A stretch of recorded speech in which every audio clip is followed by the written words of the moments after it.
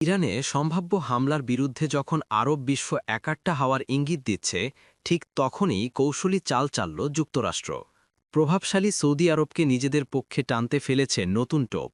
আর সেই টোপে যে কাজ হচ্ছে তার স্পষ্ট ইঙ্গিত মিলেছে সৌদি প্রতিরক্ষা মন্ত্রীর সাম্প্রতিক বক্তব্যে।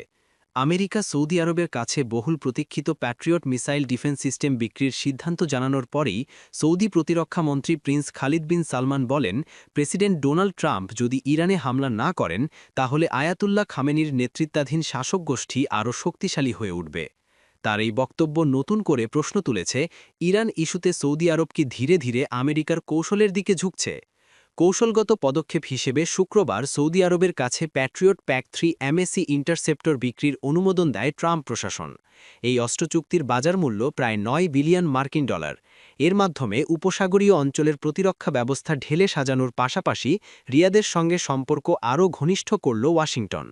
মার্কিন সংবাদ মাধ্যম অ্যাক্সিস জানাচ্ছে, এই সিদ্ধান্তের পরেই সৌদি প্রতিরক্ষা মন্ত্রীর বক্তব্যকে ইরানে হামলার পক্ষে একটি পরোক্ষ সমর্থন হিসেবেই দেখছেন বিশ্লেষকরা। বিশেষ করে এমন সময়ে এই মন্তব্য এসেছে যখন ইরান বিরোধী যে কোনো সামরিক পদক্ষেপ গোটা মধ্যপ্রাচ্যকে অস্থির করে তুলতে পারে। প্রযুক্তিগত দিক থেকে প্যাট্রিয়ট প্যাক-3 এমএসি ইন্টারসেপ্টর অন্যান্য মিসাইলের তুলনায় অনেক বেশি আধুনিক। এটি একটি হিট টু কিল প্রযুক্তি নির্ভর ক্ষেপণাস্ত্র যা কোনো ধরনের বিস্ফোরক ব্যবহার না করেই সরাসরি আঘাত হেনে লক্ষ্যবস্তু ধ্বংস করে। ফলে অবকাঠামোগত ও সামরিক স্থাপনার পার্শ্বক্ষতি তুলনামূলকভাবে কম হয়। এই মিসাইলগুলো বিদ্যমান প্যাট্রিয়ট সিস্টেমের সঙ্গে সহজেই যুক্ত করা যায়। ডুয়াল মোড সিকারের মাধ্যমে রাডার ও ইনফ্রারেড প্রযুক্তি ব্যবহার করে লক্ষ্য শনাক্ত করতে সক্ষম এটি। একসাথে বিমান, ব্যালিস্টিক ও ক্রুজ ক্ষেপণাস্ত্র প্রতিহত করার সক্ষমতা রয়েছে এই ব্যবস্থায়। এর ফলে সৌদি আরব পাবে একটি স্তরভিত্তিক ও বহু ডোমেইন প্রতিরক্ষা কাঠামো।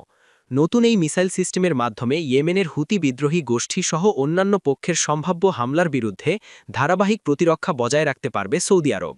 একাধিক লঞ্চারের মাধ্যমে বিস্তৃত এলাকা নিয়ন্ত্রণ করা সম্ভব হবে। কৌশলগত মজুদ বাড়ানোর ফলে প্রতিপক্ষের রাজনৈতিক ও অর্থনৈতিক চাপ সৃষ্টির ক্ষমতাও সীমিত হবে। বিশ্লেষকদের মতে আমেরিকার বৃহত্তর পরিকল্পনার অংশ হিসেবেই এই অস্ত্র চুক্তি। উপসাগরীয় অঞ্চলে সৌদি নিরাপত্তা নিশ্চিত করা গেলে সেখানে বজায় থাকবে মার্কিন সামরিক ও কূটনৈতিক প্রভাব। একই সঙ্গে ইরান ও তার সহযোগীদের মনে ভয় সৃষ্টি করা যাবে। সরাসরি যুদ্ধে না জড়িয়েও তেহরানকে চাপে রাখা সম্ভব হবে।